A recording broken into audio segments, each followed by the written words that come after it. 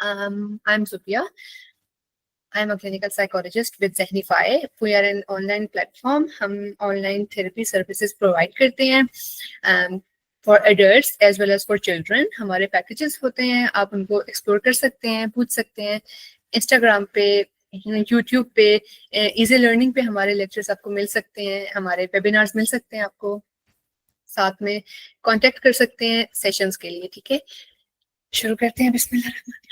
Unseen consequences of screen time, understanding visual autism in children. ये मेरा topic है आज के वेबिनार का. सबसे पहले ओवरव्यू. विजुअल ऑटिज्म होता क्या है, इसके साइंस और सिम्टम्स क्या होते हैं, बैकग्राउंड के ये शुरू कहाँ से हुआ, क्लासिक ऑटिज्म से कैसे डिफरेंट है, कॉजेज और रिस्क फैक्टर्स क्या होते हैं, management, prevention, treatment, science of recovery और कंक्लूजन. विजुअल ऑटिज्म एक कंडीशन है जहाँ पे बच्चे सिम्टम्स शो करते हैं रियल ऑटिज्म स्पेक्ट्रम डिसऑर्डर वाले, बट इसका रीजन होता है इलेक्ट्रॉनिक डिवाइसेस का एक्सपोजर. ठीक है, इसका क्लिनिकल डायग्नोसिस नहीं होता क्योंकि ये DSM या ICD में नहीं है, मगर एक कंडीशन है, एक्सपर्ट्स की कंसर्न्स की वजह से इसको हाईलाइट किया गया. ये विजुअल ऑटिज्म नहीं है और इसकी इसी वजह से असेसमेंट नहीं होती, बट एक चाइल्ड की इमोशनल, फिजिकल और ब्रेन डेवलपमेंट को इफेक्ट करता है, जिससे सिम्टम्स कॉज होते हैं ऑटिज्म स्पेक्ट्रम डिसऑर्डर वाले. इसके साइंस और सिम्टम्स हैं इम्पेयर्ड सोशल स्किल्स. जब बच्चा ज़्यादा टाइम स्क्रीन्स पे गुजारता है और फेस टू फेस इंटरेक्शन कम होते हैं तो उससे सोशल स्किल्स इफेक्ट होते हैं.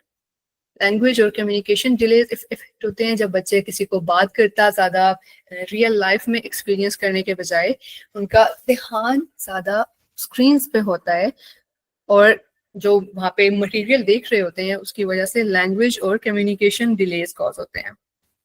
फिर आता है रिड्यूस्ड फिजिकल एक्टिविटी. जब ज़्यादा स्क्रीन टाइम यूज करते हैं तो ऑब्वियसली फिर बच्चे कम खेलते हैं. खेलने से बच्चे एक्टिव होते हैं, उनको उनकी फिजिकल एक्टिविटी जरूरी होती है ब्रेन डेवलपमेंट के लिए भी, इमोशनल रेगुलेशन के लिए भी. जब फिजिकल एक्टिविटी कम हो जाती है तो हेल्थ इश्यूज कॉज होते हैं जो कि लॉन्ग टर्म में ओबेसिटी कॉज कर सकते हैं और बाकी हेल्थ इश्यूज भी कॉज कर सकते हैं. Sleep problems. जब बच्चे बेड टाइम के अराउंड यूज करते हैं स्क्रीन्स को, टैब्स वगैरह को, टीवी को, तो उनके ब्रेन में जब इफेक्ट होता है, नींद उससे इफेक्ट होती है जब स्क्रीन्स यूज करते हैं बेड टाइम से पहले. Attention difficulties. Excessive screen time attention difficulties cause करता है. Emotional and behavioural issues.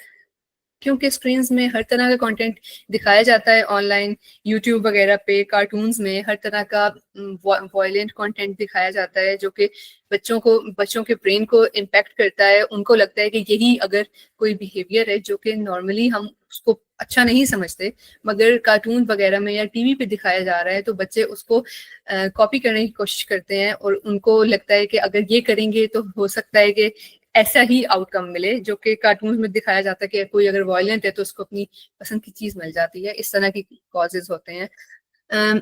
इसके सिम्टम्स में आता है mood swings, short attention span, lack of interest in physical activities, social withdrawal, speech delays, hyperactivity or decreased cognitive ability.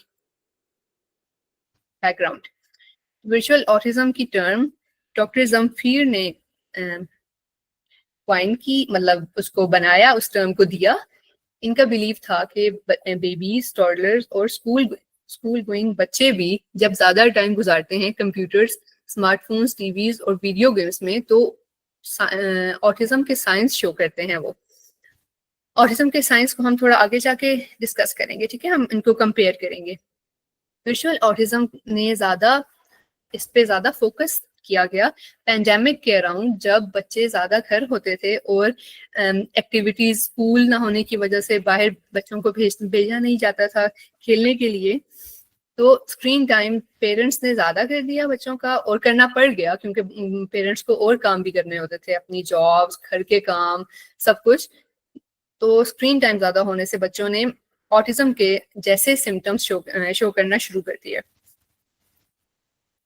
Causes और risk factors में आता है कि ये डिजिटल डिवाइसेस बच्चों को आइसोलेट कर देती हैं इंटरपर्सनल इंटरेक्शन से। जैसे पहले बच्चे ज़्यादा नॉर्मली दादा दादी, नाना नानी, बड़ों के साथ, कजन्स के साथ, बाकी के साथ जब इंटरेक्ट नहीं करते और सिर्फ इन स्क्रीन से उनको सारा नॉलेज मिल रहा होता है, तो उनकी कम्युनिकेशन स्किल्स इफेक्ट होते हैं और सेल्फ स्टीम लो करता है ये, क्योंकि अनरियलिस्टिक चीज़ें दिखाई जाती हैं हमें स्क्रीन वगैरह पे। ब्राइट लाइट, फ्लिकरिंग इमेजेस जैसे गेम्स को अट्रैक्टिव बनाने के लिए बच्चों को इस तरह की चीज़ें ऐड की जाती हैं जिनसे सेंसेशंस पेनफुल होती हैं बच्चों के लिए, और काफ़ी बच्चे इजीली हैंडल नहीं कर पाते, जो कि टाइम के साथ ऑटिज्म, वर्चुअल ऑटिज्म को लीड कर सकता है। ये इमोशंस जब हैंडल नहीं होते बच्चों से, तो फिजिकल और वर्बल एग्रेशन के तौर पे शो होता है बच्चों में। इलेक्ट्रॉनिक डिवाइसेस को लर्निंग के लिए और रिक्रिएशन के लिए यूज किया जा सकता है, जैसे काफ़ी इम्पॉर्टेंट लेक्चर्स वगैरह दिए जाते हैं जो कि होती हैं, जो बच्चों को अच्छी लगती हैं और उनको नॉलेज भी मिलता है, मगर जब रिप्लेस कर लेती हैं तो उससे ह्यूमन इंटरेक्शन नहीं मिलता और डेली एक्टिविटीज बच्चों की नहीं होती, जो कि उनकी हेल्दी ब्रेन डेवलपमेंट और इमोशनल डेवलपमेंट के लिए ज़रूरी होती हैं। वर्चुअल ऑटिज्म स्पेक्ट्रम डिसऑर्डर से कैसे डिफरेंट है? वर्चुअल ऑटिज्म का कॉज होता है एक्सेसिव स्क्रीन टाइम, जबकि ऑटिज्म स्पेक्ट्रम डिसऑर्डर का कॉज होता है जेनेटिक और न्यूरोलॉजिकल कॉजेज होते हैं ऑटिज्म स्पेक्ट्रम डिसऑर्डर के। स्टार्ट मतलब ऑनसेट वर्चुअल ऑटिज्म का होता है 1 से 2 साल की उम्र के अराउंड। रियल ऑटिज्म या autism spectrum disorder real early infancy से इसके साइंस शो होना शुरू हो जाते हैं, जैसे बच्चे नजरें नहीं मिलाते और रिस्ट्रिक्टिव और रिपीटेटिव उनके एक्शंस होते हैं। स्पीच डिले, वर्चुअल ऑटिज्म में स्क्रीन टाइम जब कम कर दिया जाता है या बिल्कुल रिमूव कर दिया जाता है, उससे स्पीच डिले की सिम्टम बेटर हो जाते हैं और ऑटिज्म स्पेक्ट्रम डिसऑर्डर में नहीं इम्प्रूव होते और इंटरवेंशन के साथ भी कुछ बच्चों में परसिस्ट करते हैं। सोशल इंटरेक्शन, जब सोशल एंगेजमेंट होती है, लोगों से बातचीत करते हैं बच्चे, मतलब देखते हैं बड़ों को, तो इसके सिम्टम्स कम हो जाते हैं। बट ASD में remains impaired. Reversibility, virtual autism probably मतलब in many cases रिवर्सिबल होता है और स्क्रीन रिडक्शन से उसके सिम्टम्स ठीक हो जाते हैं। ASD के लाइफ लॉन्ग रहते हैं। ट्रीटमेंट अप्रोच, लाइफस्टाइल और इन्वायरमेंटल चेंजेस की वजह से के थ्रू वर्चुअल ऑटिज्म के सिम्टम्स को ठीक किया जा सकता है। ये मतलब इसका ट्रीटमेंट होता है, मैनेज किया जा सकता है। ऑटिज्म स्पेक्ट्रम डिसऑर्डर में लॉन्ग टर्म थेरेपी और सपोर्ट दी जाती है, जिसके साथ भी सिम्टम्स परसिस्ट करते हैं। मैनेजमेंट और प्रिवेंशन, बच्चों की टेक्नोलॉजी का यूज को कम करने से और उस पे लिमिट्स रखने से 2 साल की उम्र से पहले अगर ये रखा जाए तो बच्चों की हेल्दी ब्रेन डेवलपमेंट होती है। प्ले बेस्ड लर्निंग को प्रमोट करना चाहिए। सोशल इंटरेक्शन अपने साथ के पीयर्स के साथ और केयर गिवर्स के साथ। घर में स्क्रीन फ्री जोन्स बनाए जाने चाहिए, जिनके थ्रू बच्चों को, जहाँ पे इंटरेस्टिंग चीजें हों जिनमें स्क्रीन इन्वॉल्व ना हो। ठीक है। बैलेंसिंग स्क्रीन टाइम, जो कि पेरेंट्स के लिए टिप्स हैं। स्क्रीन टाइम की लिमिट्स होनी चाहिए। 2 साल से पहले WHO के अकॉर्डिंग बिल्कुल भी स्क्रीन टाइम नहीं होना चाहिए।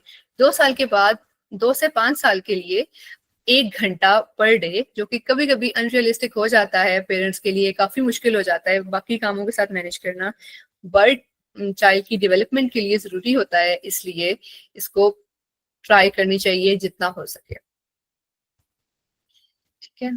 साथ में जब क्वालिटी ऑफ स्लीप इम्पैक्ट होती है बच्चों की, उससे भी ब्रेन डेवलपमेंट इम्पैक्ट होती है, क्योंकि स्लीप 9 to 10 आवर्स बच्चों के लिए जरूरी होती है।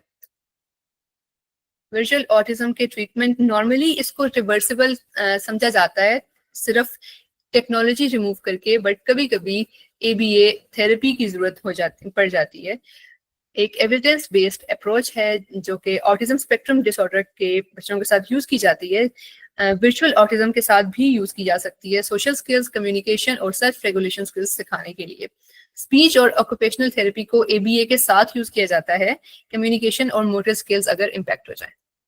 रिकवरी के साइंस हैं, सोशल इंटरेक्शन बेटर हो जाता है जब स्क्रीन को रिमूव कर दिया जाता है, कम्युनिकेशन स्किल्स बेटर हो जाते हैं, स्क्रीन डिपेंडेंसी जैसे बच्चा अगर वर्चुअल ऑटिज्म वाले सिम्टम्स इनहिबिट शो कर रहा है तो उसकी स्क्रीन डिपेंडेंट, वो बार बार मांगेगा स्क्रीन, मुझे टैब चाहिए, टैब दे दें, फोन दे दें, जहां भी स्क्रीन नजर आएगी उसकी तरफ जाएगा, क्योंकि जो अट्रैक्टिवनेस होती है वो बच्चों को इम्पैक्ट करती है।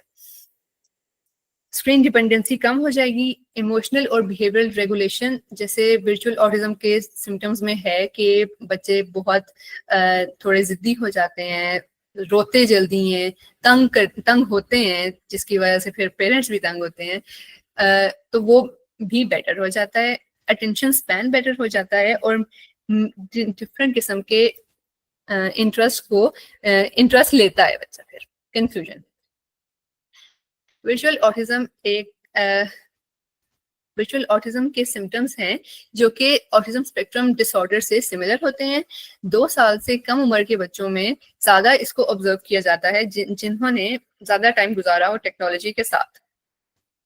मोस्ट कॉमन सिम्टम्स हैं कम्युनिकेशन डिलेज, सोशल डेफिशिएंट्स और बिहेवियरल इश्यूज जो कि टेक्नोलॉजी के अराउंड रिवॉल्व करते हैं, जिनकी वजह से इसकी वजह से कॉज होते हैं। बच्चों के टेक्नोलॉजी के यूज को मॉनिटर करने और लिमिट करने से, जैसे मैंने बताया कि 2 साल से कम उम्र बच्चों के लिए नहीं होना चाहिए स्क्रीन टाइम, 2 साल से 5 साल के बच्चों के लिए 1 hour daily healthy child development के लिए जरूरी है। अगर आपको लगे कि आपका बच्चा डेवलपमेंटल माइलस्टोन्स को मीट नहीं कर रहा या ज्यादा प्रॉब्लमेटिक बिहेवियर्स आप उसमें ऑब्जर्व कर रहे हैं जबकि साथ में स्क्रीन टाइम भी ले रहा है, तो प्रोफेशनल एडवाइस लें। वर्चुअल ऑटिज्म के एक चैलेंज है डिजिटल एज के बाकी चैलेंजेस के साथ, जैसे हमारे बचपन में काफी साल पहले स्क्रीन टाइम जैसी कोई चीज नहीं थी। बच्चे बाहर खेलते थे, बच्चे घर में खेलते थे और पेरेंट्स थक जाते थे मगर बच्चे हर वक्त भागते रहते थे और खेलते रहते थे। जब से डिजिटल एज का शुरुआत हुई तो इसकी वजह से इजी तो हो गया है कि बच्चों पे हर वक्त नजर नहीं रखनी पड़ती, मगर ये उसके चैलेंजेस में से एक है। हमें इसको साथ में अडेप्ट करके लर्न और ग्रो करने की जरूरत है। वर्चुअल ऑटिज्म के साइंस और इश्यूज जो कॉजेज हैं उसके, वो समझते हुए इफेक्टिव स्ट्रेटजीज को इम्प्लीमेंट करते हुए हम बच्चों को एक बैलेंस्ड और हेल्दी लाइफ की तरफ गाइड कर सकते हैं।